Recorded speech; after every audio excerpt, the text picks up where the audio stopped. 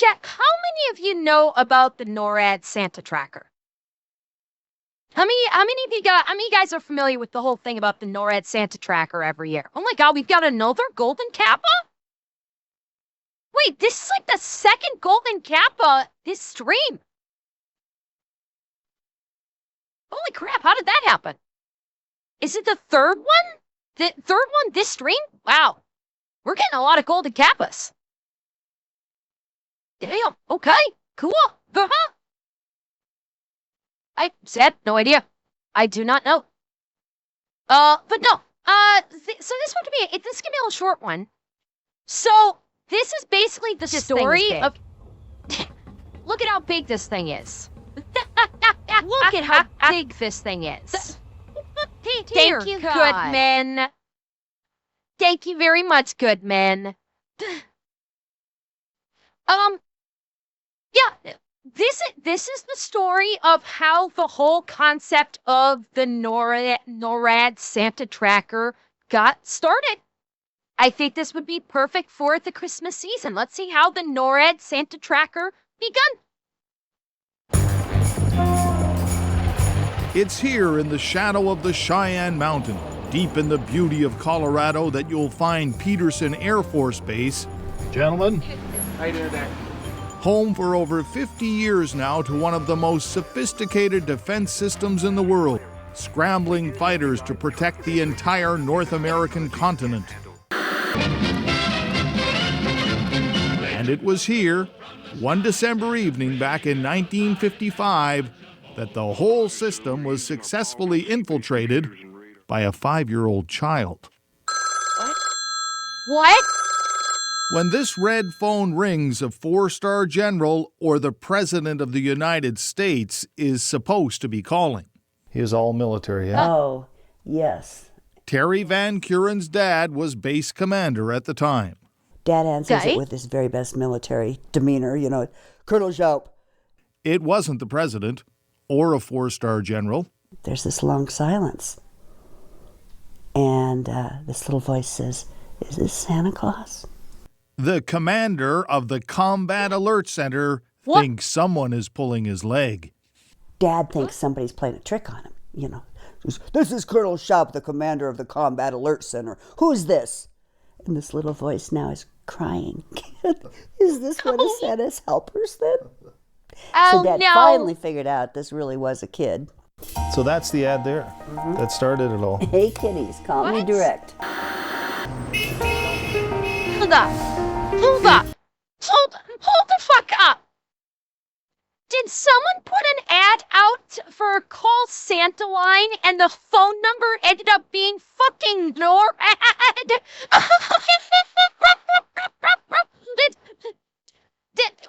They were just saying like that there's an ad that was like call and talk to Santa, like one of those old, like, you know, you guys might have heard about them like that. You know, you guys probably saw commercials back in the 80s, like, oh, you can call Santa or you can, you know, call so-and-so on the phone. It was like a paid thing. So somebody did an ad of like, call Santa. I was like, yeah, it's like a quote unquote toll-free number or something. And somehow managed to put in the phone number of fucking NORAD. That is insane. Call me direct. It turns out Sears had put an advertisement in the local paper. Sears. Hey kids, give Santa a call. But someone got one critical number wrong. Roger, Aegis. The military's defenses were overrun. Colonel Harry Shoup decided if you can't beat them, join them. Called the radio station and said, "This is Colonel Shoup, the Combat Alert Center commander, and we have an unidentified flying object. Why? It looks like a sleigh." Well, of course, no fucking way! Craziness. All those on the line, we can confirm that Santa is airborne at this time. But that one wrong number has led to a little bit of military Christmas madness that has touched millions of children. We had no idea that this would turn into one of the largest outreach programs there is in all of government. So this is it here? And this is where the magic... No, scary guy, Sears has shut down. Sears I believe they actually went bankrupt and they gone. Sears is, at least in Canada, Sears is no more. I don't know if it's still in the States, but it's not in Canada anymore. Okay, this is like playing into the bit in the best way possible. This is just so unbelievably awesome. Okay, it is gone in the States. Yeah, it's gone in the States. Yeah. I'm pretty sure the entire company went belly up. It is no more. Yeah, JCPenney, I'm pretty sure is gone too. Oh, there are 5 Sears stores left? Okay, there's 5 Sears stores left. My guess is it's a Blockbuster situation. Those Sears stores are probably privately owned. If I were to hazard a guess, they're probably privately owned stores. They're able to maintain the Sears branding, very much like that one last Blockbuster store that's still around, that's still kicking. It's not it's not a corporate Blockbuster store. It's a privately owned. My guess is the Sears store, those 5 Sears stores are the same. They're just privately owned. And this is a situation of just going with the bit that is so fucking wholesome. It's amazing. And Tristan, I hope Macy's goes next because Macy's took away goddamn Marshall Fields and Company, and I will never forgive them for that. Okay? Macy's took away Marshall Fields, particularly the Marshall Fields and Company in downtown Chicago with the Walnut Room, and I will never forgive them for that. Yeah, Silver. Marshall Fields and Company was what's the word I'm looking for? Oh God. Well, it's the same type of store as Macy's. Clothing, and they had like kitchen supply, and they had like full, no, not like Marshall's Rabbit. No, not like department store. Thank you, I don't know why I couldn't think of that word. Yeah, Marshall Fields and Company was a department store. The one I remember very fondly is downtown Chicago.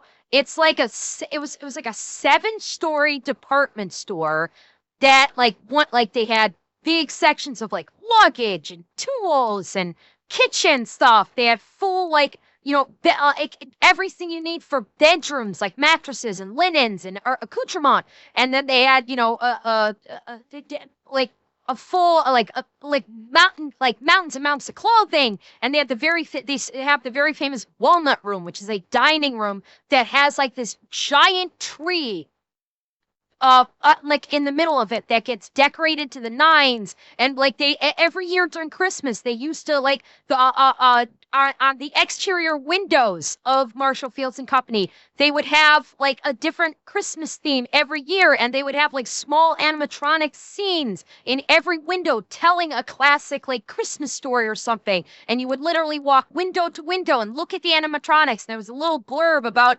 a little story blurb about that scene. And they had like the Santa bear, and you get these giant Santa, get these big old Santa bears, and they had like Santa bear mugs, and it was amazing. They used to make the Frango mint chocolates in the fucking basement of the building. That's where Frango mint chocolates were made. And Macy's destroyed it. And then Macy's bought Marshall Fields and Company, and it's never been the same since. I've been to the Walnut Room since Macy's bought Marshall Fields. It is not the same. It is not the same. And damn you, Macy's, for taking Marshall Fields and Company away from us. Damn you. Anyway, I went off track. I know, you're shocked. We should get back to the video. Captain Jeff Davis, Director of Public Affairs for NORAD, says over 1,200 volunteers are now mobilized at this base every Christmas Eve. He can track Santa all the way across the ocean. Santa's sleigh is moving north toward Canadian airspace from the website has well north of 20 million visitors. Well, he'll be there around 11:30 tonight. But it's the phone calls, the personal connection. Just put one in that corner and then the other one in that one. Okay. That keeps volunteers like Petty Officer First Class Scott Peddle and his wife Linda, both Canadians by the way, nice, volunteering. It's that feeling of such a special time of year. He's a newfie. I'm calling this right now. He's a fucking newfie. That name Petal, that's a newfie name. This petty officer is from Newfoundland. I'm fucking calling this right now. We've always made sure that it was a special time of year for us, where our family was always together, and you know, as we had kids, and it's for you the bring kids. them up, and it's all about that. Aww. And just a short sled ride away, you'll find Langley, British Columbia, and the home of Owen Stevenson, 11. Oh. He likes to show his brother Finton around the site, As they track Santa on a test flight. and he's been into it for some time. In fact, Oh, say what? They're coming. here he is at the age of 4, calling in. We got the milk and cookies for Santa now. 7 years later, Mom Shannon says he still gets as excited. He really is into this. Wow. That's so cute. Sort of. And hi, Fluffy How many times you check it Panda. out? It's hard to count. You're a man of few words, aren't you? Sometimes. But make no mistake, he's watched every video. The NORAD Santa tracker is still very much part of his Christmas. So that's Santa. He's a pretty nice guy, eh? Yeah, he is. Those are for Santa. Ooh, Shouldn't eat them. sorry. How does reindeer fly? Well, Back in Colorado, the volunteers are going flat out. By the end of the night, Santa trackers will talk to over 100,000 kids from all over the world. And this one here looks like he spotted Santa. And over the decades, Terry Van Kuren has tracked the success. Oh, so and this is just filled, eh? Yeah. All the stories. Holy of the cow, that's Save wonderful. the articles. All started by that hard-nosed career military dad of hers. But he must have been a softie underneath. But he was a softie underneath. He just loved Christmas and he loved kids. When you think of the millions of kids that he helped put a smile on their face on Christmas Eve. It's just, Oh my goodness. yeah, makes me feel so happy.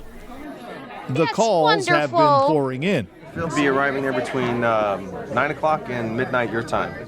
Sometimes, says Captain Jennifer Stadnick, yet another Canadian, they can be quite funny. A lot of the times they tell the children that Santa won't come to their house until they're asleep, and then all of a sudden they'll hear the phone drop, and there'll be nobody on the line, and and then the mom or dad will pick up and say, he just ran up to his bed, and It's been known to happen in the Stevenson household.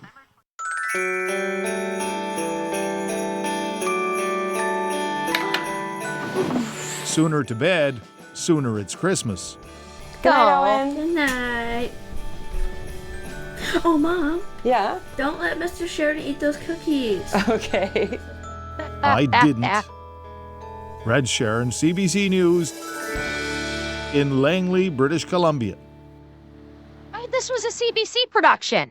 Okay. That makes sense why it was all Canada. Oh, that was so sweet. That was so sweet. I love that.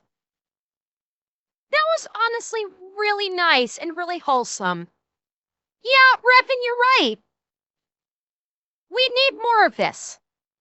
We absolutely do need more of more whimsy, more silly fun. We do. We absolutely do. Bring back silly fun.